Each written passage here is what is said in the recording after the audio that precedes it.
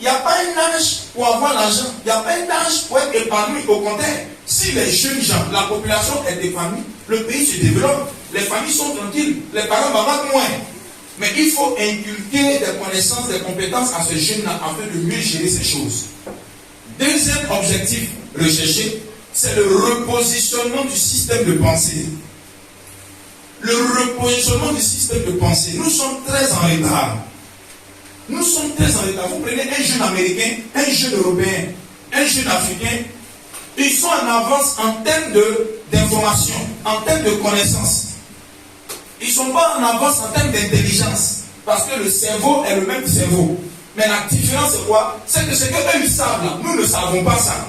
C'est pour ça qu'ils sont en avance sur nous. Mais si nous avons le même niveau de formation, le même niveau d'information, le même niveau de connaissance, ils risquent d'avoir match au point où même on va les dépasser.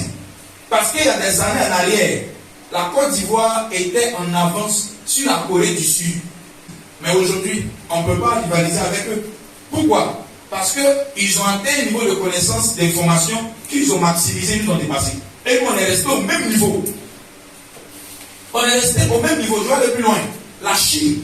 Aujourd'hui, la Chine nourrit tout le monde entier. La Chine était un pays qu'on appelle un pays en voie de développement.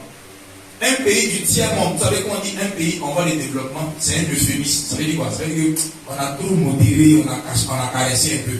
Un pays en voie de développement, c'est un pays pauvre. C'est un pays qui fait pitié. Mais c'est un gros français pour vous donner l'impression que tu as de la valeur. La Chine n'avait rien. Il y a de ça quoi, 30 ans, 40 ans, 50 ans en arrière. Mais aujourd'hui, la Chine est officieusement, et ça devient officiel, la première puissance économique au monde. Qu'est-ce qui s'est passé? Qu'est-ce qui a changé à leur niveau? Qu'est-ce qui s'est passé? Donc ça veut dire qu'on peut être en bas, on peut être derrière, et puis se retrouver devant. Mais ça passe par quoi? Ça passe par le système de pensée. Quel système de pensée nous inculquons à notre population, à nos jeunes? Quand on parle de globalisation du monde, ça veut dire que la manière dont les gens vivent en Chine, aux États-Unis, il faut que tout le monde sur la planète vive de la même manière. Le système bancaire fonctionne de la même manière. Le système économique, le système de santé, tout fonctionne de la même manière. C'est pour ça, quand un pays adopte quelque chose, automatiquement on fait chez nous ici. Quand on dit non, confinement, on ne sort pas. Nous aussi on se confine, on ne sort pas. Quand on dit tant, nous aussi on fait la même chose. Donc c'est ce qu'on appelle là. Mais la globalisation, c'est dans certains secteurs seulement qu'eux ils veulent globaliser.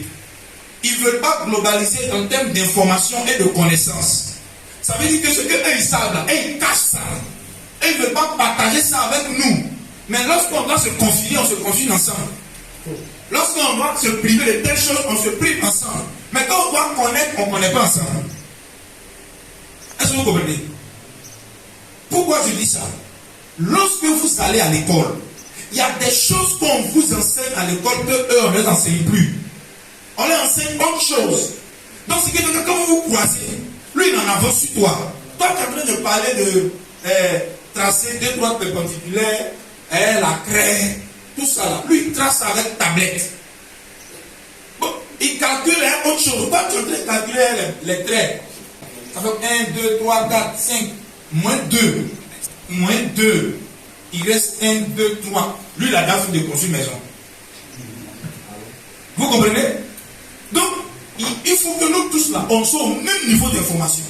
Dans tel domaine, dans le domaine de la santé, dans le domaine de l'économie, dans le domaine de la construction. Quelles sont les nouvelles technologies?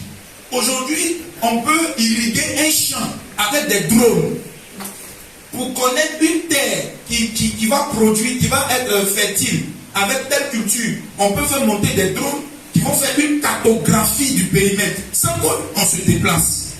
Est-ce que nous enseignons ça ici? Non, on ne nous enseigne pas.